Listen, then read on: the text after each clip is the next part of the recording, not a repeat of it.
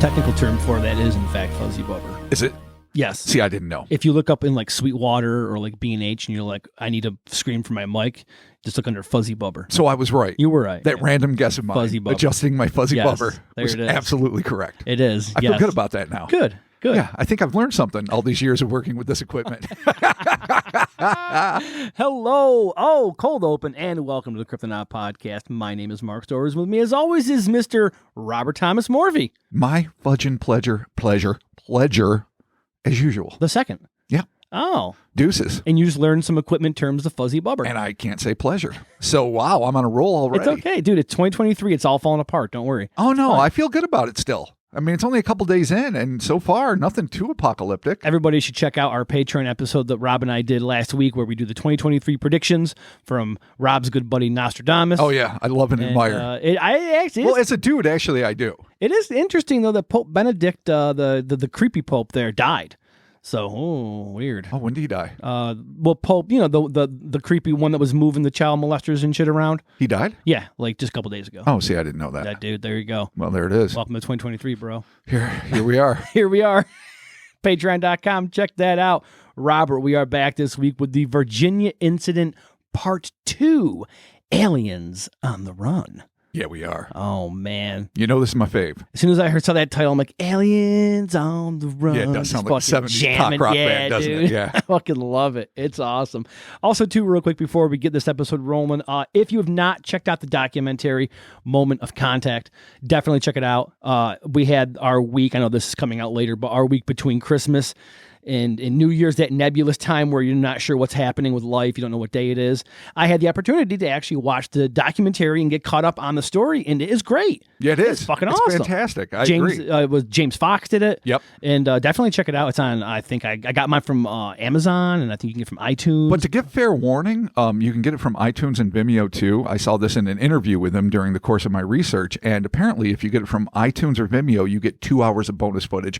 And I think that's only if you buy the documentary, not necessarily if you rent it, which are not available on Prime. Gotcha. So, I mean, that's a little heads up for people that are real, knuckleheads about Varginha. Yeah, no, if you are balls deep in Virginia and you need to just get, you need to get your fix, there it is. But it is a really good documentary. It's fascinating, yeah. It's awesome. You did a great job. Robert, we are getting started with this week. Following the crash landing of a UFO just outside the city, citizens surrounding Varginha, Brazil, began reporting sightings of bizarre red-eyed creatures darting in and out of the forest.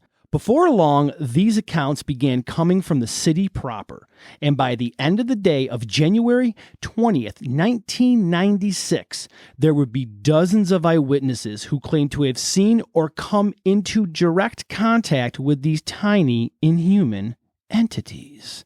Dozens. AKA aliens on the run. Exactly. Get your fuzzy bubbers ready, people. Oh my gosh. We got Varginha Part 2.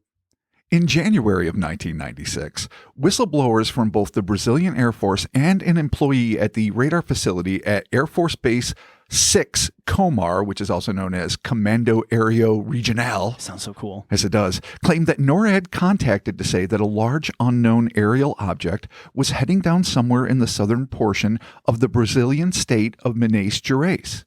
Not long afterward, locals began reporting a minibus-sized cylindrical object billowing clear white smoke and zigzagging in the sky as it appeared to be searching for a safe place to make a controlled crash landing. Which it finally did, according to ultralight plane pilot and geography professor, I've learned that tidbit since last week, Carlos de Souza. Oh, I didn't know Carlos was a geography professor. Yeah, I know he was intimidated by the men in black. Yeah. And their fancy car, but I did not know that. On a hilly parcel of rural property known as the Meolini Farm. Though soon after arriving, de Souza was threatened at gunpoint and rushed away from the scene of the crash. According to Brazil's UFO magazine, I think that's the actual title of the publication. That's awesome. An American civilian also claimed to be on hand to see the cigar-shaped UFO as it was loaded aboard a flatbed truck, kind of like the old Kecksburg acorn. Oh. As to who this individual was or from what vantage point they saw this event, there's very little info. So just have to take it for what it is. That's how it always happens. Though Though that witness's identity remains unknown, what we do know was that from the day the downed craft was retrieved on the morning of January 13th, 1996, locals began making reports into the local military fire brigade at Varginha regarding the presence of odd, unidentified animals scurrying near the pockets of woods surrounding the growing city. The fact that the fire department received these reports should come as no surprise, as in Brazil, this and other military units serve in the capacity of animal control and are responsible for removing dangerous or venomous wildlife from populated areas. I think we mentioned that last week. We did. What is surprising, however, was the description of the creatures in question. Though Brazil is a hotbed of incredible fauna, the industrialized Varginha and its agricultural suburbs were not known to harbor much in the way of exotic animals. But in mid-January, eyewitnesses came out of the woodwork claiming to have seen bizarre, emaciated, bipedal beings that stood between 3 and 5 feet tall, though most erred on the side of 3 feet tall, with a dark reddish-brown oleaginous epidermis, long thin arms, short legs, 3 rounded horn-like protuberances that emerged from their skulls, and most strikingly by far, a pair of huge, bright red, pupilless eyes.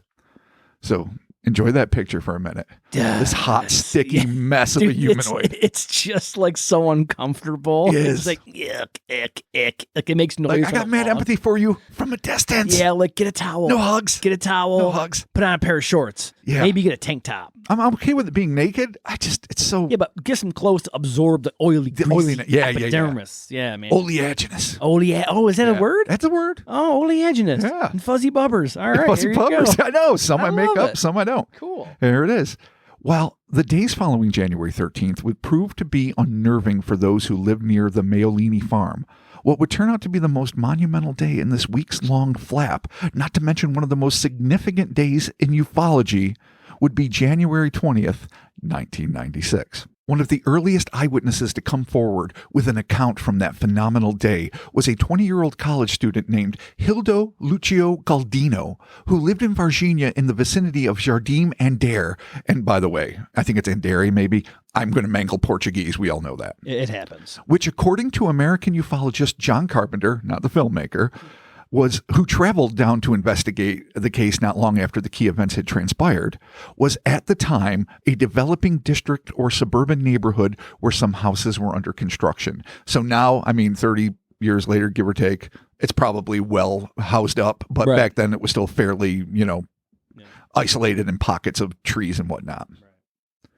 According to Hildo's account, at approximately 8 a.m., he opened his bathroom window and was shocked to see what he described as a hairless, naked, 4 to 5 foot tall creature with oily, dark brown skin crouched in the alleyway. Hildo stared in wide-eyed wonder, noting particularly the thing's hands, which he claimed were very small with, quote, 3 extremely long fingers, kind of like a starfish, end quote. Little old starfish hands. Oh, it's gross. 3-fingered starfish hands. Yeah, nobody wants these things. They have footprints too, and they're funky. They are a little bit funky. Yeah, they're funky. Perhaps, hey, good on you for having funky appendages. I don't want to funky appendage shame you, but no, our shit's fucked up to it, probably. Yeah, exactly. 5 fingers. How gross would that be? Yeah, fucking legs. Gross. Well, it has legs. Oh, it's familiar with legs. Yeah. Did you think it floated from like the groin down? Maybe. It's got tiny legs. Tiny little baby legs. Okay, so again, oily, fucked up, wide-eyed wonder, starfish hands.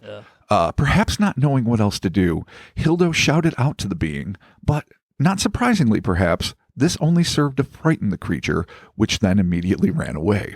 What the fuck are you? Dude, what are you? Seriously, dude, the deal. What are you doing? Out of here. Come on. You're oily. You got weird hands. Whether or not this report, assuming it was even submitted that morning, which I'm not sure if it was taken seriously within the fire brigade is a matter of conjecture. But when the same morning they were called by additional observers to come out to capture just such a creature that was seen on the outskirts of a park in the same neighborhood, the response from the fire chief, Major Maciel, was swift. Whatever it was they imagined they would actually find, the Varginha firemen dutifully packed their gear and made their way to the locale, never once suspecting that from that moment forward, the trajectory of their lives would be forever changed. According to an article on the Periscope website titled Varginha ET Capture, Case Still Strong, by veteran ufologist and journalist Bob Pratt, who arrived in August of 1996 and created one of the first timelines of the Varginha events, which he covered in his 1996 book, UFO Danger Zone, Terror and Death in Brazil. Where next? Oh, so man. dramatic. Dude. Now it's like $80 a copy, so I didn't Jesus buy one, but I really Christ. want to read it. Fucking, bro, we're going to the UFO Where danger next? zone. Your house? Maybe? Is your mom in Oh. jeopardy? I don't know. Back cover. Read more title. Terror and Death in Brazil. Where next is the best part. Yeah, that's the best part. Definitely. That's just like trying to sell a book. Yeah. Like, is it going to happen to you, Susan? Is it going to happen in Camilla's New York? It might is this happen. where it's coming? Poughkeepsie, we're looking at you. Oh, God. Okay, so this is what Pratt said. The next action occurred around 8 or 8:30 a.m. on January 20 when the Varginha Fire Department received a call that a wild animal had been spotted near the woods in the Jardim Anderi district. In Brazil, firemen, again it's going to be reiterated, are responsible for capturing mad dogs, wild animals, dangerous snakes, and so on. 4 firemen responded in a fire truck. They found 5 civilians, a man and a woman and 3 boys 12 to 14 years of age, all passersby, at the scene, watching a creature that had gone down a steep embankment toward the woods. The boys, I add, not fucking surprisingly, had been throwing stones at it to get a reaction from it, but the woman made them stop. Good on you, lady. You know what? I'm normally very pro chuck a rock. Yeah. But in this case, I'm going to say good on her. Like you just said, I'm going to reiterate your statement. Good on you, ma'am, for stopping this. Yes. Because this could be a thing. It could. We don't want to have a thing This could happen. escalate. Where next, Robert? We are. Where? I mean, now that Pratt's told us we could be next. Where next? Don't huck rocks. Port Byron, we're coming for you. According to a confidential taped interview with a sergeant of the fire station, within moments of their arrival, the firemen were surprised by 2 things. The first was the intense smell of ammonia that permeated the air, which is also what I think D'Souza claimed was at the crash site. Yeah. This is going to be a reoccurring theme. And the second was that they could see an army truck parked nearby. Somehow, this branch of the military had beat them to the scene. The army group was led by then Lieutenant Colonel Olympio Wanderley. Oh, man. Oh, what a magnificent name. That's awesome. God. Who was accompanied by Lieutenant Tiberio, Captain Ramirez, and Sergeant Pedrosa. Who, Pedrosa that is, represented the notoriously clandestine Brazilian Army Secret Service known as S2. Dude. People are afraid of the S2 based on my reading. This is pretty fucking cool. Also on hand were 3 Army truck drivers, Corporal Cirillo, yep, I read it right, and 2 soldiers named Vassilo and DeMello. As they were all members of the military, that is, the fire department, the police department, and the army are all members of the military, including the Air Force and the Navy. So as all the people there, the firemen and the army people, were members of the military, it was decided that the 2 units would work in tandem to capture the creature that they could all see wandering near a forest embankment at the bottom of the gravelly hill. Reporter Bob Pratt continued his account, quote, "The firemen immediately told all 5 pedestrians to leave and then went down the bank, crossed over the railroad tracks, and entered the woods in search of the creature. Varginha is very hilly with few level areas. From where the truck was parked on the closest street to the woods is about 100 meters, and it was a very steep incline, dropping to a good 50 meters. A ragged path runs down the length of it. Near the bottom is a railroad cut. Anyone using the path, must slip and slide down the tracks, crossing them and then scramble about 5 meters up the other side of the cut, where the path continues, goes through an old fence, and entering the woods. So it's a fucking treacherous, precipitous, gravelly fall down into a pit with tracks, scramble up the 5 fucking meters on the other side, which is, I guess, like 15 feet or whatever. I'm doing American math. Then get through a hole and then get through the fucking fence. Yeah, dude, this is a and then lot. into the I mean, forest. go get a helicopter and just like land. Yeah, just drop. Like, bring Just in airborne ranger. one of those cool ladders like Batman had. Oh, yeah. Yeah, and just climb down. Simple. Better yet, dude, hand glide. Easy peasy. There you go. Squirrel suit. Squirrel suit. Yeah, there it is. Everyone says Great squirrel minds. suit. Fuck yeah. Just imagine me and you in squirrel suit. Do you know? We're just. Do you know what kind of arm extensions I would need for a squirrel suit to fucking work? Dude, we like could 40 do it. feet on each limb. We do. I could ride your back down. Dude, I'd need like one of those fucking solar blankets they're going to use in space to like propel people to the furthest star. to keep me fucking aloft in a squirrel suit. We're high enough, we could do it. Yeah. Yeah. I mean, If we're moon high, no gravity. like imminent death for the both of us. God. But it's okay. Yeah. All right. So either way, I'm not going down this fucking hill is the moral of that story. I mean, I would do it if there was an alien there and there's the only way I could get closer to it. And I didn't understand that it was icky as fuck because I was far enough away and I thought, oh, it's cool. It's an alien. Then I get close and I'm like, oh, fuck. How do I get out of here? I'm going to go kiss it. Oh, no. Okay. Give it a smooth. So it's hard. It's hard to get to this bottom. It's hard. It is, he continues, I didn't even finish. It is a treacherous path, and coming back up is even more of a struggle. I know, he adds in parentheses, which means clearly he did it. Yep. Anyone carrying anything up that bank has a hard job, end quote. Their work clearly cut out for them. The firefighters, and according to some accounts, their army counterparts, did their best to corral the clearly unhealthy creature. But a combination of awe and outright fear kept the men from getting too close to the entity, which inexplicably emitted a sound akin to bees buzzing. Oh, that's awful. Yeah, it just keeps getting worse. Its mouth and its bees buzzing. You're like, all right, Candyman. Like let fucking it relax. Yeah, fucking let it go. Jesus Christ. All right, yeah. Is that a growl? What is that? Is that a happy sound? Is that your happy sound? It's fucking awful. I don't think it is. Oh, God. Some were convinced that this thing might be a radioactive mutant, while others assumed that its viscous skin and lackluster demeanor might be signs of illness. These overcautious men had no idea how correct they would be. Foreshadowing. Put a pin in that. Yeah. After hours of coming close, yet repeatedly failing to snag the thing, Major Maciel, the guy in charge of the fire department, arrived at the scene at about 10:30 a.m. I guess you got to put boots on the ground when your men can't snag the creature. How many hours you been out there? Fuck, I'm coming down. That's it. As to whether he managed to rally the troops or if he was just another hindrance, we can only speculate. But what we do know is that finally, through the use of gloves and nets normally employed in the capture of wild dogs, the men managed to snare the greasy, diminutive, and clearly terrified being and carry it back up to the roadside. Directly, as it turns out, they have the address across the street from Rua Sucia 3, Jardim and Dere. So I don't know if someone was home. I don't know if they saw it, but apparently this capture happened. We could find the address right now if we wanted to. Yeah, and we could go there and knock on a door. Yeah, and just be like, remember that time that alien got netted over here? In the documentary, actually, they have like artistic renditions, I guess, of like the scenes that they're talking about. And I specifically remember the nets being thrown on the beast. Yeah, because you're like, it's a net. Like it looks like a fishing. Like I didn't think that nets even worked. In another documentary, they had those poles with like ropes at the end, which is kind of dickish. But that's what I saw too. Originally, was they had that whole like pull rope thing. Yeah. Actually, we use those at work for shit all the time. Yeah, I mean, if you got to catch a wild raccoon or a fucking dog, that's what I was thinking. I was like, you got to do it. Grab that little bastard by its neck. No one wants to choke out a little mammal or a snake, but I mean, if it's going to be killing you. You can also use them for like bundling cable or like grabbing shit that's like down. We actually use them for like shit in tanks to get things out of there. But yeah, man. All right. Well, fuck, nets ahoy, dog. Let's do this. There it is. Okay. Pratt continues. It took the firemen 2 hours to capture the creature, partly because it kept running away from them in the dense bushes, and partly because they were afraid of whatever it was. I'm adding, understandable. Yeah. Some reports, he continues, claim it gave off a strong, offensive odor. I myself went into the woods, and it's easy to see why the creature was able to elude them for so long.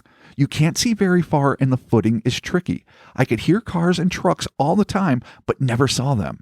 It is rough, uneven terrain, all up and down with almost no flat areas. Kind of like a cute little game of like alien and fireman, cat and mouse. Yeah. It's like, I'm going to get you. No, you're not. I'm going to get you. No, you're not. Oh, you're so stinky. Oh, you're so fast. Oh, you're so big. You're so greasy. Oh, God, you're so greasy. You're so slippery and stinky. I think I'm going to retire today. Kind of reminds me of like a Benny Hill, like, they're all running around, and then there's like some fucking chick in a bikini somewhere. You're like, what the fuck is that girl doing in a bikini? Broad fucking trumpet sounds everywhere. It's fucking trumpets ahoy. Once topside, the men deposited the apathetic, though still quite living entity into a 3x3 foot wooden box, which was covered by a tight-fitting, opaque, this is a quote, resistant fabric that obscured the organism from view. I don't know what that means. I don't know if that means it's rubbery, if it's stretchy, if it's just white. I don't know what the fuck a resistant fabric is. A tarp, maybe? Is that a fancy tarp word? But they covered it with something, and it was called resistant fabric, so we're just going to live with that. And it was snug. Perhaps due to the fact that the soldiers refused to ride with the evidently sickly thing, the box was fastened to the top of the army truck, whereupon Lieutenant Colonel Wanderley informed all those present that the capture of this creature was considered a top secret operation, and that not a word of this event should be mentioned to anyone. With that, he and his men piled into the truck and left the scene. This warning, though taken seriously by all, did not prevent rumors from leaking within both Army and Fire Department circles and by those who had merely been watching from afar. Though these whispers began to circulate through the community almost immediately, unfortunately most of the sources sagely chose to remain anonymous. This is due in no small part to what many Brazilians consider to be the participation of the highly secretive and potentially dangerous S2 branch of the Secret Service, and also because in 1996, many of Brazil's citizens remembered all too well the purges that had taken place when they were under military rule. Crossing the government could result in loved ones vanishing, never to return. These lessons are hard learned, and even with a more democratic regime in office, these lingering fears were difficult for many to shake. When it came to sharing governmental secrets, hearsay might be okay, but in an all too recent era, confirmation could be a death sentence. That's some dark shit right there. And that's why I think James Fox hints at it, and I think the other, like Bruce Burgess, who did the TLC documentary, we'll be mentioning him in a little bit, and other people, and I think sources I've read, why so many, especially former military and a few probably even current military, though they'd have to be really high up by now, I think, refuse to speak about it to this day, and that's because that's how you end up fucking dead or in the desert, or worse yet, something happens to your loved ones. Right. And I know that's been a common trope. I know there's going to be some people that really aren't into UFOs that might be rolling their eyes if they're hearing this. But honestly, in cases like this, when it's a really important secret to be kept, maybe 30 years on, you can have a little wiggle room, though a lot of people are still terrified to show their face and say their name. But in a time when, it's like kind of life and death, and it's like one of the biggest state secrets that Brazil has been mentioned a few times, you don't, why take a risk? Why take a chance on your family or your life? And it's totally understandable. I mean, Christ, it's not, they had a reason to be scared. A very good one. If they I think. lived through all that, like they know the deal. Sure. Not that was going to necessarily happen, but having that in the back of your mind, you got to be like, and even under the most, gracious of regimes, the most democratic of regimes in the most open and modern republic, there are still elements of any government that protect the very valuable state secrets, like, I don't know, maybe not being alone in the universe, or the kind of weapons technology you could develop from a down spacecraft, would be willing to take a life to protect the rest of the citizens in the name of the better good, quote unquote. Yeah, goddamn CIA, man. So, what are you going to do? Yeah. I'm not naming names, NSA. I'm just saying. NSA. Well, I got my phone and my watch, so they're listening to us right now. Well, they get all the unedited pods. yeah, no doubt. Like, Jesus Christ, like, these two assholes are at it again. Goddamn! And my phone just talked to me. Oh boy. See, it's a warning. One of the NSA guys talking back, like, get out of the show, assholes. Yeah, it's true. I know. What happened to the fucking aliens, douche? Yeah, sorry, buddy. We're getting back to it. Okay. At about the same time as the Army and Fire Patrol were wrangling the creature in Jardim and Teher, an unnamed attorney from Varginha claimed to have seen two planes flying at low altitude that the former military man recognized as F-5s. He noticed that the planes were not in normal formation, but attack mode. Ooh. Tech mode planes. Yeah. The lawyer also claimed to have seen Army vehicles near the woods in Jardim as he drove past, as well as a truck carrying 7 soldiers in both plain clothes and green camouflaged uniforms. Intriguing as this report may be, and it is, it pales before the next ear witness account. Okay. According to an individual who, for their own protection, chose to remain anonymous, but was presumably one of the civilians at the scene of the capture, after the first group of soldiers and firefighters left the scene at about 10:30 or 11 a.m., another group of Army vehicles arrived, and these soldiers were dispatched into the same patch of woods, down the same shitty hill, presumably. The witness testified that not long after they disappeared from view, the distinct sounds of 3 shots being fired echoed through the forest. Within moments, the soldiers reemerged from the woods carrying 2 campaign sacks. I'm assuming just big Army bags. When I finish reading, you'll understand why I presume this. They called it campaign sacks in the thing in my source. One of which was still, the other writhing wildly as if as if trying to restrain a vicious or horrified animal. Oh, they put him in a little rucksack? Like sacks. Oh, man. Like duffel. Yeah, like a duffel. Things. Yeah, like I got like one of those like Nike travel bags. Yeah. Very fashionable for like a military 42-year-old man. travel bag. Yeah, travel bag. And one's just I'm fucking traveling going with my hog wild. Nike travel bag. And one is clearly not moving. Oh, man. And way down. So one is injured and trying to get out, and one's dead as fuck. That's a pretty solid assumption. That's a bummer. All right, man. According to Brazilian ufologist and engineer who we mentioned last week, Claudier Covo, an army source revealed to him that a soldier shot one of the beings 3 times in the chest using an FAL light artillery rifle. The creature died instantly, and it and one of its living counterparts were placed into the large bags and transported away from the scene. Some sources claim that no less than 5 additional entities were discovered in the area, but if this indeed did occur, there is no indication as to who captured them or where they ended up. In regards to the 3 beings that we can account for, it is at this point in the narrative that the specifics as to where the 2 living specimens and the 1 carcass ended up. So let's just say at this point it's a little bit fucking muddled. Yeah, and which is understandable. These are accounts that are not in James Fox's documentary at all. No. So this is interesting. No. Because I came in here thinking like, oh, I'm going to show Rob, I'm going to throw my big Varginha dick. Like, I know about this case. Guess what? Don't. I don't. Your Varginha dick is not going to be completely wasted. At some point, you'll be able to sling it. I'm just saying, I felt very prepared when I showed up. I'm and very I'm like, proud of you. I'm like, I didn't even know about any of this. I'm an amateur, a rank amateur. We'll be discussing. It's not your fault why that is. Okay, good. Why it wasn't mentioned in a second.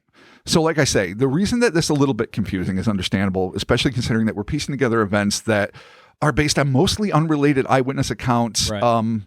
And that even when they come from the same documentary, it's difficult to piece together specific days and nights. Like what happens in the course of the next couple of days are a lot of transportation of corpses, a lot of interactions with aliens by a lot of different people, both living and dead. And so it becomes understandably a little bit confused as to exactly the timeline, but we're going to do the best and we're going to walk fuckers through it the best we can. Yeah, there's definitely one point, I'm sure we have that coming up, where you're just like, okay, how many trucks are they driving to where now? Yeah. Like, what, and why is there a plane? No, at some point, Jesus. Yeah, you're right. There's 3 trucks that are going to be dealing with that. And you're just like, dude. That's tomorrow. Oh. Well, not tomorrow. It's actually next week's pod, but it's the next day. Okay. Don't worry about that yet. All right. Pretend you didn't hear that, everyone. Foreshadowing. That's for Mark. Part 3. Okay. According to most accounts, both the truck commanded by Lieutenant Colonel Wanderley and the one that came after it were ordered to return to the Escola de Sargento das Armas, or the ASA Army base, which we mentioned last week and earlier. And it also serves as a military school, which is located about 16 miles from Varginha in the town of Tres Coracos. About 3 to 8 creatures were said to be housed at the base. According to a recent article in the New York Post, one Brazilian ufologist claimed to have seen 35 seconds of video footage showing men clad head to toe in protective suits attempting to offer one of the clearly alien creatures some fruit and water. But the being was far too gone, and reports indicate that it perished soon afterward. Oh, God. This dude claims he's going to have access to it to release it soon. I remember right after James Fox's documentary came out, I remember seeing this news story, and I think I was going to actually use it as a Patreon, but obviously knowing that we were going to do the case, I didn't. But and there's also other video out there allegedly things had happened. So there was definitely cameras in hospitals at scenes. Like everybody had their high 8 like doing it. If this is true, and if there's definitely those accounts prove to be authentic, then there should be extensive video footage of treatment of live aliens, of autopsies, of all sorts of ill shit. Brazil, release the tapes. I know you've always been good about the UFO. See, you and France are like 2 of my heroes when it comes to this. Most of South America is one of my heroes when it comes to government openness about the UFO subject. Oh, goddamn! Keep it up. Come on, man. Plug it away. Just do it. All right. So, as far as official channels were concerned, nothing extraordinary had happened on the morning of January 20th. But when Bruce Burgess of the TLC documentary E.T. Encounter, again, which we referenced last week, asked to speak to the firefighters in question, he was informed by their boss, Lieutenant Rubin, that they were on leave. And this was back in like the late 90s when they were still clearly working there, not when like Fox did his documentary 26 years later or whatever. So like a year later, he was informed they worked there, but they're on fucking leave. And when Burgess asked what duties the firefighters had performed on the morning in question, the response was simply that their mission was classified. So, classified fireman missions. Intriguingly, in an interview with Paul Wallace on the program The Fifth Kind, it was a really good interview, James Fox said that he had eyewitness corroboration regarding these captures, but decided not to mention them in his 2022 documentary on the subject, Moment of Contact, which we were just talking about, due to the fact that the participants, were not yet ready to come forward to share their testimony. So he's a guy, he's empirical, he's going to do his due diligence, he's not going to put it out there if it's just hearsay. That's why I didn't make that documentary. Yeah. We are burdened by no such constraints.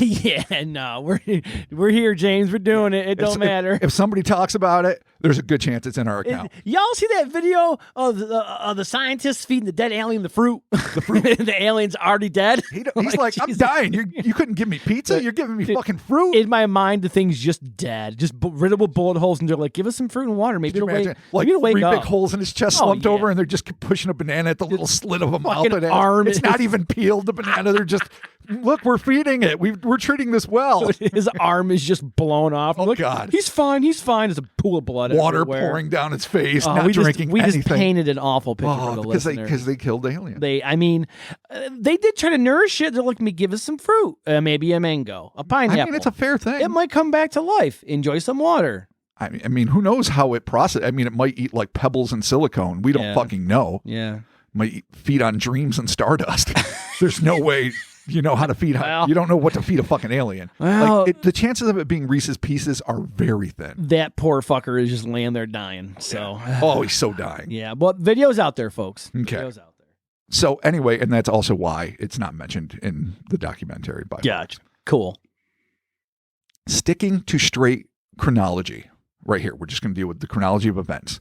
The next notable incident, again according to Moment of Contact, transpired a bit later in the day. This is the same day, the 20th. Everything that happens pretty much is going to be happening today, and we're not even going to finish with the 20th in this pod. It's an epic day for ufology. It really is. So, a little later in the day, after the two different groups, apparently, of Army and Army firemen captured two different groups of aliens, however many they ended up being, a group of friends, including a man named Hubert Ladira, after finishing a workout at nearby McCasey's gym, came face to face with the sight that they had never before seen in Varginha, a military blockade.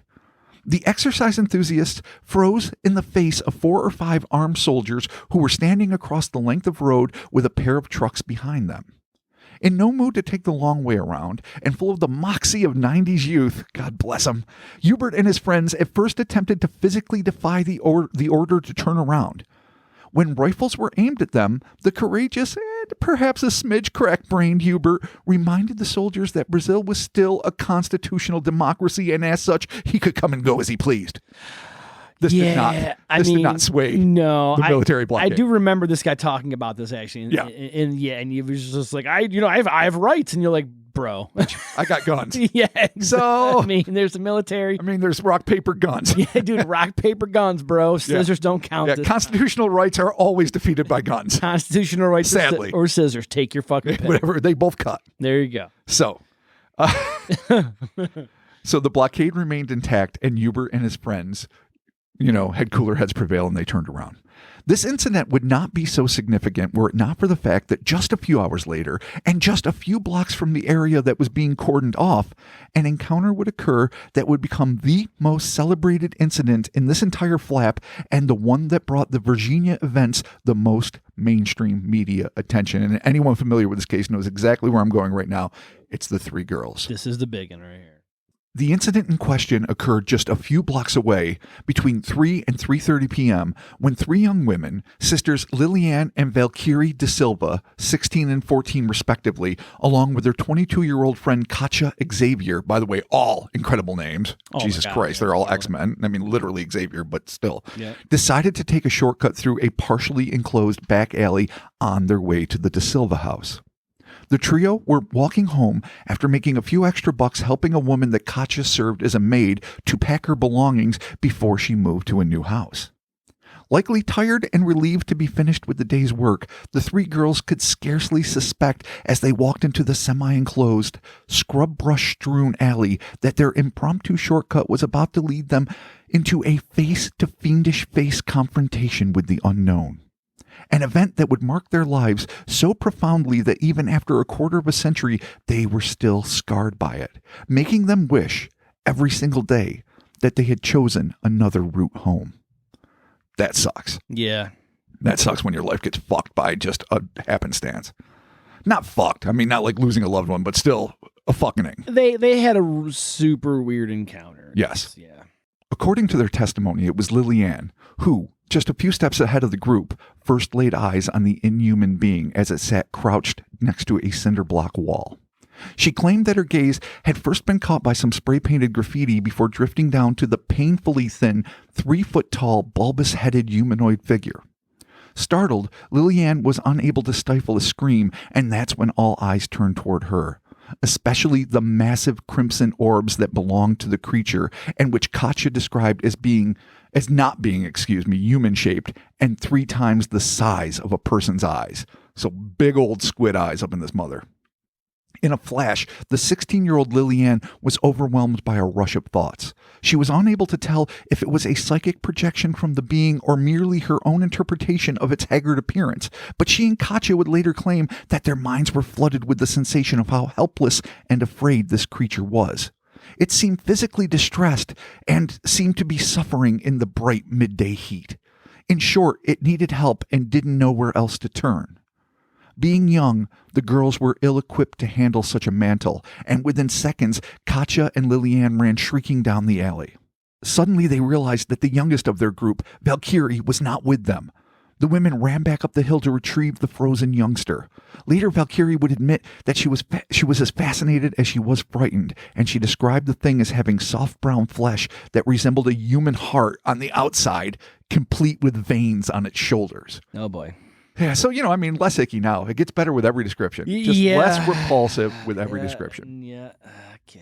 All right. But you can't judge things by looks, okay? You say that. We say that. I get it. I'm judging it. I've been judging it literally the whole time. I'm going to be scared, but I'm going to try to think. Yeah, with our epidermis, it's one thing. But theirs are just like, ugh. Of course, it's also going to turn out that maybe these are warning signs. This is a good call not to get close. This could be like, oh, it's oily. Don't hug it. Yeah. Yeah, don't give it a hug. Yeah, again, foreshadowing. Yeah, there you go. Being good Catholics, the girls had to concede that they might have seen the devil.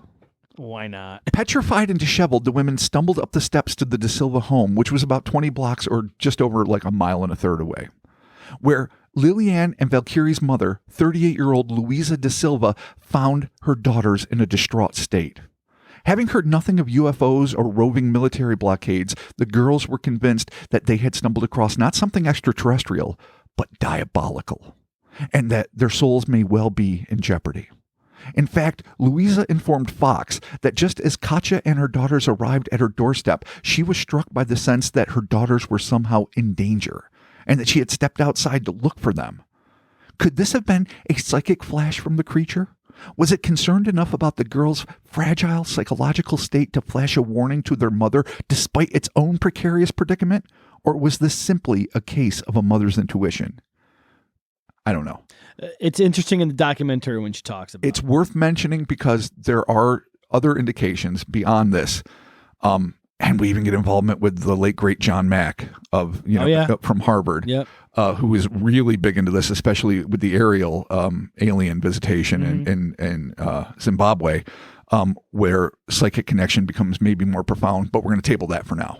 It is interesting to see the girls, just from a few years ago, take you through the whole where they were walking right where the wall is. Yeah. It's really interesting. I mean, they're still, I've seen interviews with them from maybe 10 years ago when Fox was there with some UFO show he was on. Yep. And they were just doing like a kind of not a throwaway investigation, but not a very good one. I remember being very disappointed by the show and in general and that episode in particular. But also, he's been visiting there, going to conferences and stuff. But my point is, I've seen them in different incarnations, and they always seem to tell a consistent story. And their mom too. And they're consistently unhappy it fucking happened. Yeah. Like it's come to bear, now they're all adults, parents, maybe even grandparents for all I know. But they were kids, 22, 14, and 16. And they obviously got like a bunch of shit. And they were slammed. And of course, they were mocked. They were ridiculed. They got a lot of praise in ufological circles, but that means you get a lot of shit in pedestrian circles. And hearing their mom retell this too is pretty intense. Yeah. So I don't know what the psychic shit means, if indeed it was psychic at all, or if it was just Louisa having a gut instinct like, my daughter should be home by now. I'm going to step outside and see where they are. Who the fuck knows? It's pretty bizarre. We put a little, worth mentioning for sure. Yeah, a little tag in it and then leave it there. There you go. After calming the girls down and convincing Katya that she would be safe, she cajoled the trio into her truck and they drove back to the alley. Though the anatomical abomination that had so frightened her girls was, not surprisingly, nowhere in sight, the pervasive smell of ammonia caused the women to retch, though Katya claimed that the stench went beyond mere ammonia into the even more repugnant realm of rotten egg and a sulfurous odor. Oh, my faves. Yep, really fun. No smell. This is something that just occurs to me now. No smell when the girls were first there. Never reported. No. So is this part of a defense mechanism? When the girls run screaming, does it like emit this thing? And it's a warning. Like a skunk. It's like, get the fuck away from me. I'm dangerous. I'm diseased. I will fuck you up. And that people that refuse to accept this warning, like an animal running or an idiot person running towards a skunk, you'll get sprayed. You'll need to take a tomato bath and you'll have to deal with it. In this case, the consequences could be a lot more dire. But at first, when it's like seeking help, no smell. When the girls shriek and run away and it's bringing attention, maybe consciously, maybe instinctively, boom. Stinkor. Yeah, dude. So maybe there's something to that. Okay, interesting. And it would make sense that smell would be at a crash. It's what could be a more panic-inducing situation than a crash. And also at the point where the firefighters and the army are capturing the creature. You're under attack for 2 fucking hours being chased through the forest by fucking spry young men in the prime of their youth. You're going to be fucking shooting, terror scent everywhere. Terror scent. Which is what I call everything that comes out of a skunk. Terror scent. Oh God, it's an interesting defense mechanism, and it works. So and it stinks. Okay, so they're there. They're back at the alley. Creature gone. Stench there. Looking over the spot where they had spied the thing, Louisa found a bizarre, and you mentioned this earlier, 3-toed track in the soft red dirt, and it's odd, round with like 3. The way she draws it is really like, oh boy. The women didn't nothing. It's like nothing on Earth. Yeah, absolutely nothing. On Earth. It's like an elephant's pad or a hippo's pad with like 3 long digits. Yeah, it's weird. It's odd. With a heavy storm brewing in the distance and the god-awful smell getting worse by the second, the women didn't linger long before leaving the scene. As many others would later complain, Louisa claimed that it was days before the horrid scent left her nostrils, despite cleaning them thoroughly with alcohol and water. So I don't know, Q-tipping up the nose, just trying to when something smells so bad you can't get it, and she's not the first or the last. Maybe it's the first time we've reported it, but in the accounts, over and over again, like this just won't go away. As a man that is familiar with really bad smells, yes, sometimes it's just time. Sometimes it just takes time. Sometimes it's just time to get it out of your nose, or coffee, pickles, depending, whatever you got to do. It seems like if you can get your taste buds kind of moving, it kind of clears your shit out quicker. Okay. Just, Have you ever done the neti pot or something just to clean out the sinuses? Never helped. Many years ago, we used to clean out in part of an ash silo, and you get ash up your nose. Yeah. And I would use that to get the ash out, but that never helped the smell. It's something to do with like your taste buds. I think the smell, you can kind of get it. I don't know how that correlates in your face. No, but I mean, we all know scent and taste are interrelated deeply. Coffee especially helps get like nasty smells out of your fucking. That's good advice from the trenches. Yeah, as a man that smells shit for a living. There it is. There it is. Okay, so rounding this part out. When interviewed by James Fox in 2021 for this same documentary we keep referring to, Lillian claimed that, quote, what we saw wasn't human. It wasn't an animal either. Nowadays, I do think it was a being from another planet. Although she could offer no alternate guesses during the same interview, Valkyrie seemed less convinced of the creature's extraterrestrial origin. Basically, all she said was, I don't know. But you could tell she had that like little sus look in her eyes, like, I'm not ruling demon out, fuckers. That's still on the table. Yeah, I think they all kind of know, like, this is an alien. Yeah. Yeah. Lillian might be like, hey, I buy the hype. The UFO crash, some shit happened. All right. Yeah. But the rest are like, that smelled like a demon. It's a goddamn demon. Demon farts. We got demon farts, people. As happens in relatively tight communities like Varginha, rumors that began in the morning about the Army and Fire Brigade capturing an unknown creature had commingled with startling reports of secretive military blockades, and the cherry on the afternoon would be the 3 young girls fleeing in terror from what could only be described as a monster. A reporter for the local station TV Princessa, Nadea, I think I'm getting it right, but Nei, I'm going to call him, heard these rumors, and though almost certainly skeptical, he decided to brave the storm and see what was going on. So as I mentioned, a storm was coming. It was a bright sunny day when the girl saw this creature. And when you hear, this is next week, the military's official description, you will lose your fucking mind. But table that for now. The storm is, I do remember the storm is coming, and it hits hard. Yeah, it's really, one of the biggest hailstorms that they've received in history. It came out of nowhere too, which is crazy. Which may still just be a normal meteorological thing. I'm not implying any paranormal implication. Or aliens. Or aliens seeded the clouds. Yeah. To help their cohorts escape. With aluminium. That clearly is where I really want to go. Yeah, that's how chemtrails are made. That's why. Yeah. Of course. That's where it comes from. Makes sense. Yeah. Now. Aluminum. Mind all control. The dots. Boop, boop, boop. Yeah. Mind control. Connect the dots, baby. There it is. Man, you just blew my mind. Okay. So, Nai, reporter. He braved the storm. Now, he recalled rounding a corner at speed in his Volkswagen Bug before being forced to slam on the brakes in order to avoid a collision with a military roadblock. When he asked what was going on, the only reply the reporter received was that it was a matter of national security. Classic. Okay. Frustrated, Nai then sent a pair of junior reporters identified only as Euclides and Caldo, fucking my favorite team ever. Get them on the beat, do boys. A whole series of mysteries with them. Junior reporters. Good luck. You're getting paid nothing. He sent them to the ESA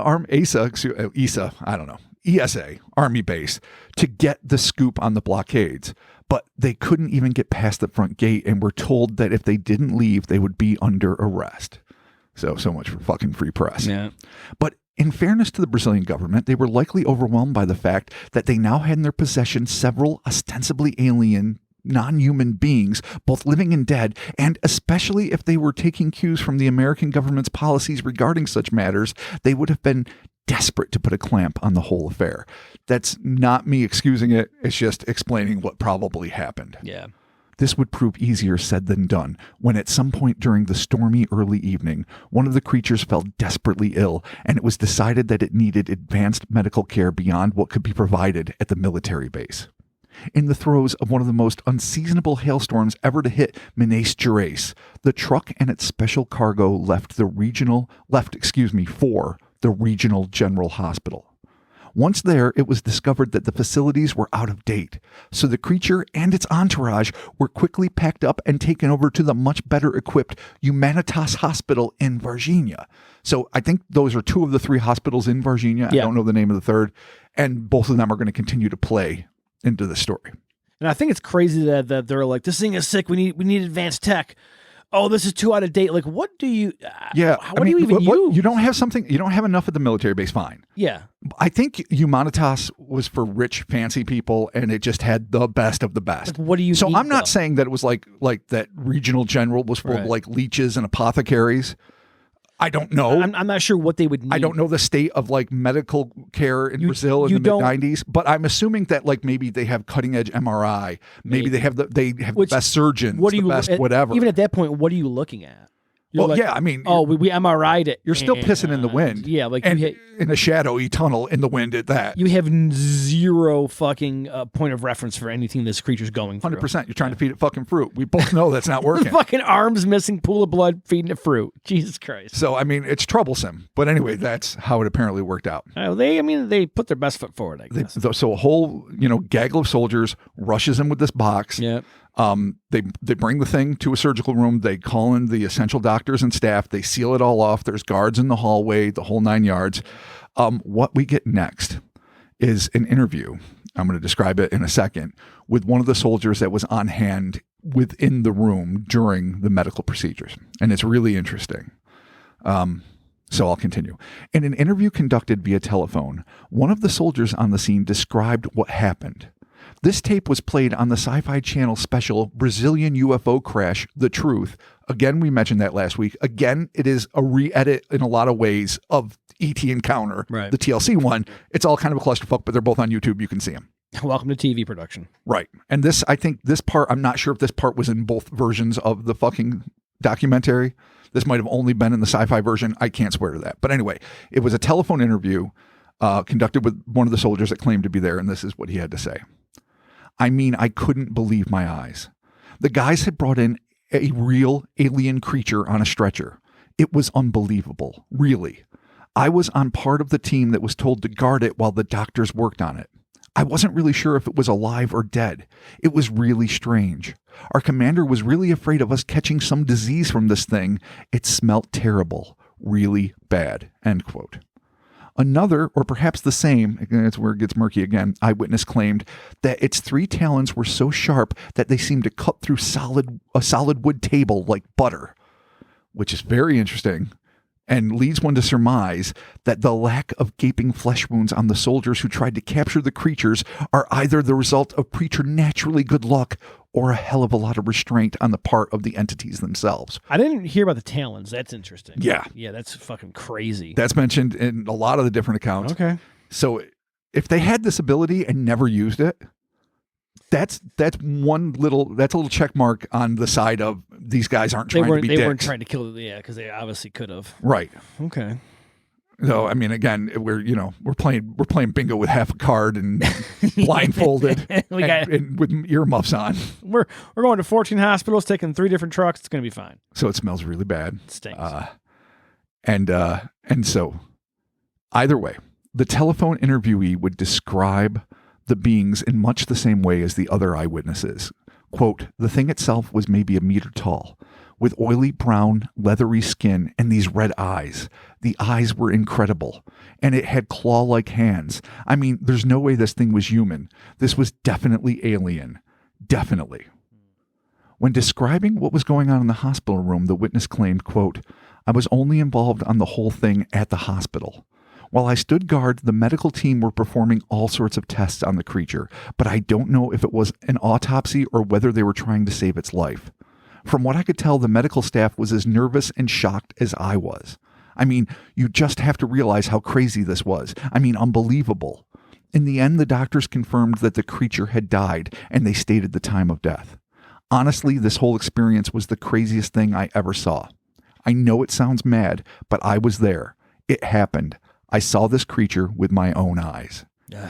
So compelling, not proof, Right. Not smoking gun, but compelling. Yeah, well, Evidence that some shit went down there. Nurses, doctors, and other personnel at both Regional and Humanitas confirmed that they were instructed to speak to no one of what they had seen and not to talk about it with anyone, including their spouses or families. Reports state that the carcass of the creature remained at Humanitas Hospital for at least 2 days before a massive military operation, which is what you were talking about with all the trucks. Oh, yeah. That'll be happening soon. Took place to remove the body and bring it back to the ESA base.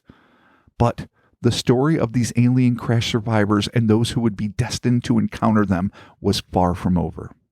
The UFOs were about to arrive in Varginha en masse, terrifying locals and forcing folks to wonder if this was a search and rescue operation or the spear tip of an alien invasion. And there would be other medical and military officials deeply involved in the story and cover-up, as well as one very, very unlucky police officer who would be one of the last humans to come into direct contact with one of these enigmatic entities. But we'll get to that shit next week. Oh, shit. Varginha Incident Part 2. Aliens on the run. There it is.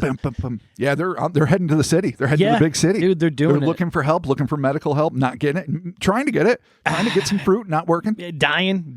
Oh, they're dying. Oh, boy, are they dying. Jesus.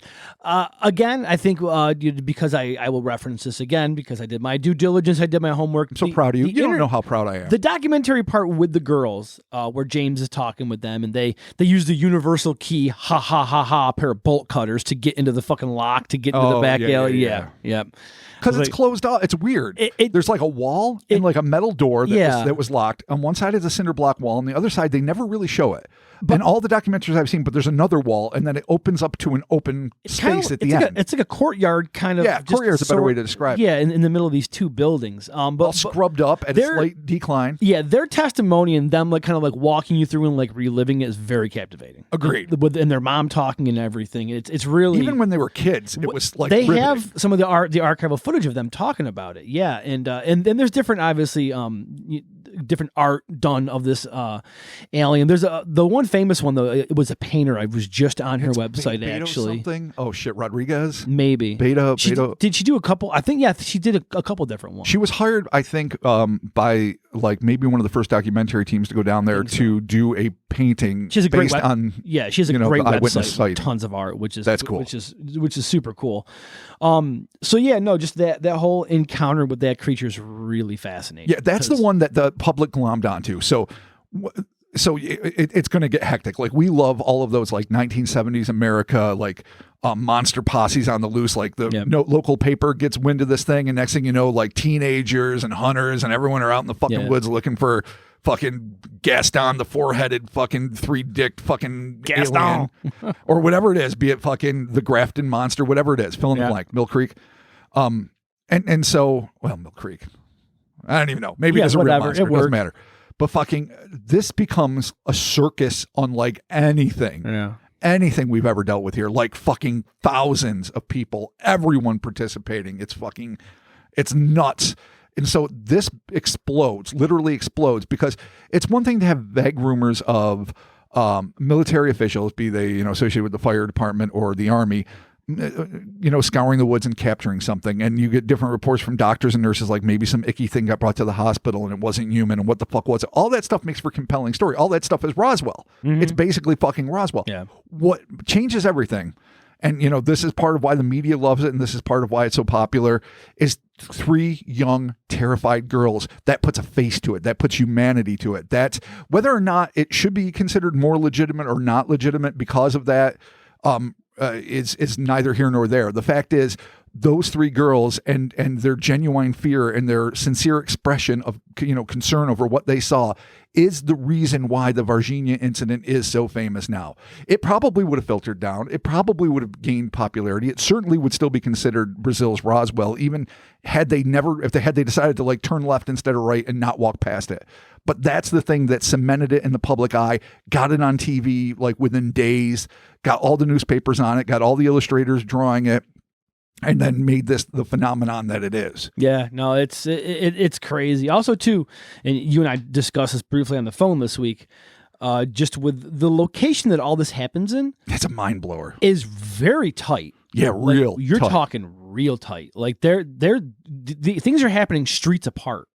Like it's this half one blocks part, away. Yeah, like this one part of the city. When they actually break down like the Google Map view for you, you're like, oh, the wow, fuck is that's that? like. It's not like, oh, there's something over here in the corner. There's something over here in the weird alley that they got to break into. There's something over here. No, you're talking like real close. Yeah. Like, so which is definitely walking distance. So where the military blockades were seen. Which is kind of like they knew. By they're both like, the reporter, oh shit, this is where it is. And Hubert. Yeah. Which I think were different ones. I'm not 100% sure, but where they were blockaded an area that contains the alley where the girl saw the courtyard where the girl saw the thing. That also will contain, and bear in mind, January 20th isn't even over. We are going to pick up with arguably the most terrifying part of the evening that was definitely foreshadowed at the end of this podcast, with another capture of an alien that takes place just hours after the girls had their encounter in the alley. That takes place literally like half a block away. Yeah. Like just around the fucking corner. You can see where like the gym's positioned, where the blockade is, where the girls are, where their house is, where they're walking, where the thing's captured. You're like, Jesus, this is like that's a super busy time right there. There's a lot so if you're in that area, here's another thing that happens in that fucking area. Fucking UFOs. Yeah, that's right. Yes, bunches of UFOs. Tons of UFOs kept coming down and searching for something. Oh, so much. So yeah, it Man. would have been a golden time to be a Varginha resident. Damn it. Man, 1996. Oh, I don't want to right. touch the thing, but boy, I would love to have been boots on ground wanna to get fucking some- experience it. You get some pictures or something of it, man. I don't know, a little video, but don't, A comfortable distance. Yeah, oh yeah. You know, we're going to stay far enough away with that one. So there it is. Thank you all for joining us. Robert, it is the end of the episode. It is time to do some Patreon shout-outs, good sir, for the folks that support us over there at patreon.com/Cryptonaut podcast. God bless them, everyone. God bless us, everyone. What do we got, Bobby? Mia Heather. Thank you, Mia. I love Heather. That's great. Calcarax. Calcarax, what up? Trent Boykin. Thank you, Trent. Paul Baker. Thank you, Paul. Drew Scott. What up, Drew? Corey Robinson. Thank you, Corey. And we're going to round this out with one of my favorite names This ever. is funny. Naomi the homie. Thank you, Naomi. Thank you. the Thank homie. you, Naomi. Thank you, one and all. Yes, we appreciate your monthly support. And again, patreon.com. Boy, I fucked that up. Patreon.com/Cryptonaut podcast. $1 is a shout out and the bonus out. One bonus audio. $5 is a shout out and the no more than 4 bonus audios. Also, last week I did mention there is an upcoming event Friday, January 20th at 8:30 p.m. Eastern Standard New York time, buddy. Word. It is a campfire. Hot damn. And this one's Those are always called fun. This one's called Mirror Mirror. Oh boy. You know what this is dealing with? God damn it. Here's our description. I mean, I can guess. Kick off the new year with an extra spooky campfire. Mirror Mirror. Hop in the general chat on Friday, January 20th at 8:30 p.m. and share and discuss your true stories of Bloody Mary and things standing behind you, messages left in the steam, and more. Wow. Mirror Mirror. I'm excited. I'm super stoked for that. So if you are a supporter of us on Patreon, you can join up with the Discord. It is connected to your tier, so be sure to do that. Get that all happening over there. The Instas and the Twitters and the Facebooks, we're there. We're doing it. The social medias, we're hanging out. We got DMs. We got all kinds of fun stuff, so check that out. We got merch at hellerspace.com. We also have merch at cryptonautmerch.com. You have 2 different stores. Definitely. Check them out. The links are always in the description of this podcast. You can go there and you can do that. Also, too, I wanted to shout out one of our other Brazilian buddies who's actually currently lives in Brazil, boots in the ground, Rafael Sarmento. Oh, yeah. Dude, our buddy there that he did the Piece of Us with the Mothman and shit, man. Oh, yeah. He's out there in Brazil doing his shit. And I know we mentioned our buddy Manuel, who actually lives in the States now, but he's from Sao Paulo. So yeah, what up, Raph? And actually, Raph's been Amazing doing artist. some really, really cool. So good. His comic covers for DC are fucking unbelievable. Yeah. Like, I'm actually going to make it a point to go out and try to find his versions of the covers because they're like the cool variant covers. So Right I'm gonna on. go try to check those out.